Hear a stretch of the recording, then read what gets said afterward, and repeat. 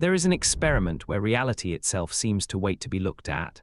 Fire a single electron at a wall cut with two slits. Without a detector, it passes through both at once, interfering like a wave. The moment you place a detector to see which path it takes, it switches to behaving like a single solid particle. Physicists call the detector an observer, but that just names the mystery, it doesn't solve it. The real paradox is that the universe appears to need a measurement to choose a definite state. This is the quantum measurement problem. It connects the concrete world of physics to the mysterious world of consciousness. No one has closed the gap. That gap is our video. Most people think the answer is simple. Consciousness is just brain activity. This intuitive model feels complete because the evidence is concrete. Anesthesia dampens neural firing and awareness fades. Brain scans show specific patterns matching specific thoughts. Damage the fusiform face area and you stop recognizing faces. The link is undeniable. This model is also scientifically parsimonious. It requires no extra ingredients beyond physical matter. Consciousness becomes a byproduct of biological computation, no different in principle from software running on hardware.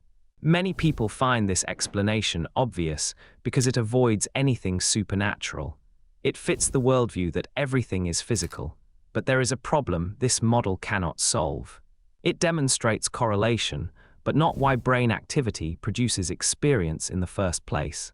Why is there inner feeling attached to neural processing?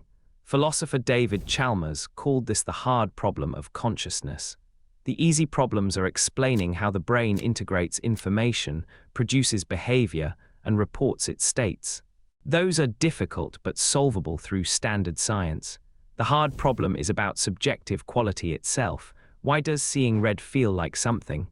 The intuitive model assumes that at a certain complexity, experience emerges, but it has no mechanism for that emergence. It simply takes experience for granted. Think of a camera capturing a red rose. It records wavelength data. There is no inner redness. The human brain also captures and processes light, but we also feel redness. The extra ingredient is experience. The intuitive model cannot say where this ingredient comes from. Consider a philosophical zombie, a being physically identical to you, with identical brain processes, but no conscious experience. It would blink, talk, write comments, and claim to be conscious. The intuitive model cannot distinguish this zombie from you because its behavior is identical. The only difference is the presence of subjective experience, which the model can neither predict nor explain. It describes functions, not the felt quality of being. This is the first crack, and it echoes the problem from the double-slit experiment. Physics bumps against the observer without being able to define it. The intuitive model of consciousness bumps against subjective experience without being able to explain it. Both gaps point to something fundamental missing from our picture. The hard problem is that missing piece, and it refuses to go away. The double-slit experiment shows the symptom, but the disease is deeper. Quantum mechanics gives every particle a wave function, a cloud of all possible states simultaneously. That is superposition. This wave evolves forward in time according to the Schrödinger equation, which is perfectly deterministic. Give it the starting shape and you can calculate its exact future. No randomness, no ambiguity. But measurement breaks the rules. The instant you detect the particle, the wave function collapses into one definite value. That collapse is not described by any equation. It is not governed by any known law. It happens randomly, with probabilities determined by the wave's shape beforehand. So quantum mechanics contains two completely different processes. Smooth deterministic evolution when nothing is observed, and abrupt probabilistic change when something is. The theory cannot explain what triggers the switch or why. It just calls it measurement. This contradiction is the measurement problem. The mathematics requires an observer to collapse the wave, but it cannot define what an observer is. Is it a conscious human, a camera sensor, a single atom? The theory has no answer. Schrödinger's cat was invented to dramatize this. According to the equations, a cat in a box with a radioactive source is both dead and alive until someone opens the lid. but we never experience superpositions of dead and alive cats. Why not? The equations cannot tell us. Interpretations try to fill the gap. Copenhagen says measurement is fundamental and we should stop asking. Many worlds says all outcomes happen in separate realities, but cannot say what splits them. Neither explains what distinguishes a measurement from any other interaction. Decoherence shows why superpositions become invisible, but it does not produce a single outcome. The problem persists. Now notice the echo from the previous chapter. Consciousness science has a missing ingredient that turns brain activity into experience. Quantum physics has a missing ingredient that turns possibility into actuality.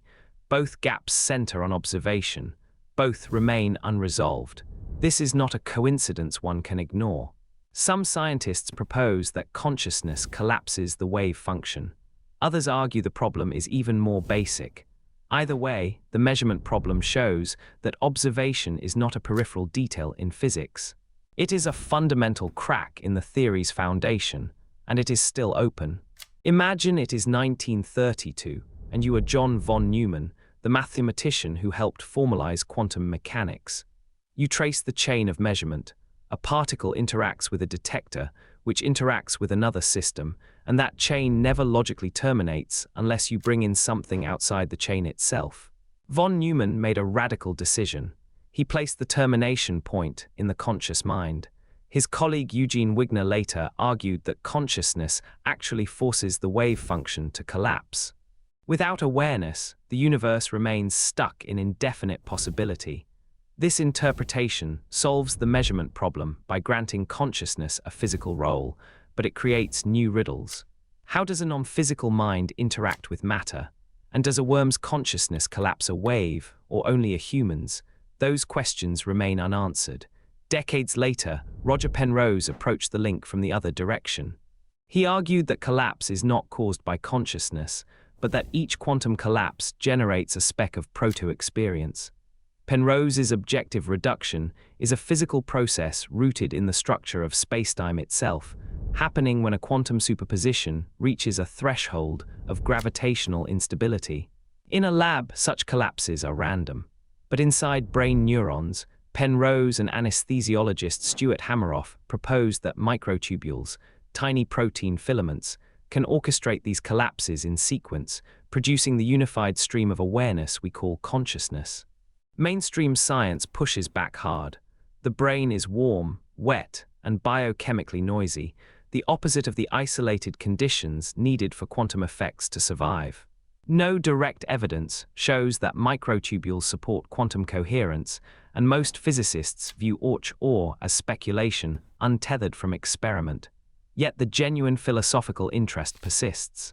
These theories, even if wrong, expose that both physics and consciousness studies share an unresolved gap, the nature of observation. The physicist cannot define it. The neuroscientist cannot explain why it feels like something. Proposals like von Neumann-Wigner and or are attempts to bridge that gap, not because they are proven, but because the problem they address refuses to dissolve. The observer is still the strangest thing in the room. Why does any of this feel like anything at all? You can map every neuron, every quantum collapse in the brain, and you still will not touch the redness of red or the ache of a headache. That is the explanatory gap. It is not a gap in what we know. It is a gap in the kind of things we know. Objective descriptions of the brain leave out the subjective dimension entirely. Some philosophers argue that consciousness is not produced by the brain, but accessed by it. This is panpsychism, the idea that some form of experience is a basic feature of reality, present in all matter. An electron does not have thoughts, but it might have a microversion of what we call feeling, a bare something it is like to be. Panpsychism avoids the hard problem because it does not try to build experience from non-experience. It starts with experience as fundamental. Then there is idealism. Mind is the only fundamental substance. The physical world is a kind of appearance within mind. This view is making a quiet return in philosophy, partly because it solves the explanatory gap by putting the observer first. The quantum theories we discussed try to point to a specific physical event, collapse in the microtubule, or the act of observation, and say, this event is the same thing as this experience, but even if the correlation is perfect, you have not explained why the event feels like anything at all. You have only correlated two objective descriptions. The chasm does not close. That is why the hard problem remains hard. We have candidates, panpsychism, idealism, quantum consciousness, even the suggestion that the problem itself is a misunderstanding. But each candidate leaves something out or invites a new mystery. The gap stays open. So we are left with an open question. Is consciousness a late addition to a mindless world, or is it the only thing we ever truly witness? And if you are the witness, what exactly are you witnessing? Walk into a neuroscience conference and ask what causes consciousness. One researcher points to neural firing patterns. Another points to integrated information measured by a value called phi. A third mentions quantum vibrations in microtubules. Ask the same question in a physics department, and you will hear about wave function collapse, many worlds branching, or the pilot wave. None of these answers fully satisfies the others. This is not chaos. This is the signature of a question that runs deeper than any single discipline. Listen to physicist Sean Carroll. He argues that conscious experience is a natural feature of the many worlds interpretation, no extra ingredient needed. Listen to philosopher David Chalmers. He argues that the hard problem survives every physical explanation and that consciousness may be fundamental. Both are clear thinkers, both cannot be right, and the disagreement itself forces each side to refine their arguments until they hit bedrock. That bedrock is the same for everyone. No existing theory can say why there is subjective experience at all. They can describe what happens in the brain or the quantum system when you see red. They cannot explain why that process feels like anything. That is not a mistake in the theories. It is the nature of the problem. Consciousness is the one thing you cannot observe from the outside without losing the very thing you are trying to explain. So the unresolved core is not a failure. It is a kind of intellectual wilderness that pushes us to ask what explanation even means. Are we looking for a cause, a correlation, or a translation between first-person and third-person language? That uncertainty is not comfortable, but it is productive. It keeps the question alive, and it invites you to think about what kind of answer would actually satisfy you. Your own experience is the only direct evidence you have. That makes you part of the inquiry, and the gap remains open, not as an accusation, but as an invitation. If consciousness is not a latecomer in evolution, but a feature at the bottom of reality, the search for machine consciousness becomes a different game entirely. The usual assumption says, build enough complexity and experience will appear.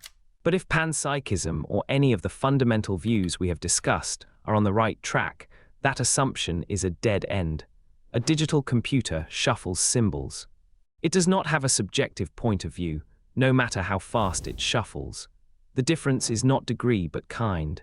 This means that creating a conscious AI might require a fundamentally different substrate, something that participates in the same basic stuff as your own inner life. That is not a technical problem, it is a metaphysical one, and for you, sitting here, the implications are more immediate. If consciousness is fundamental, then the experience you are having right now, reading these words, hearing this voice, is not a secondary effect of brain activity. It is the primary reality. Every brain scan, every physical description, is a view from outside. The view from inside is the raw data. That flips the usual hierarchy. The inner world is not less real than the outer world, it is more fundamental. So when you close your eyes and feel your own presence, you are not accessing a ghost in the machine. You are touching something that the equations of physics cannot capture because they were never designed to. The uncertainty remains. But now it comes with a new orientation. The mystery is not a gap in knowledge to be filled. It is a feature of the territory you inhabit every day. The invitation is not to solve it, but to notice it. Return to that opening scene, where the act of looking seemed to determine what happened. That was never just a demonstration of quantum mechanics. It was about what it means to be an active observer. If consciousness is fundamental, you are never just passively recording.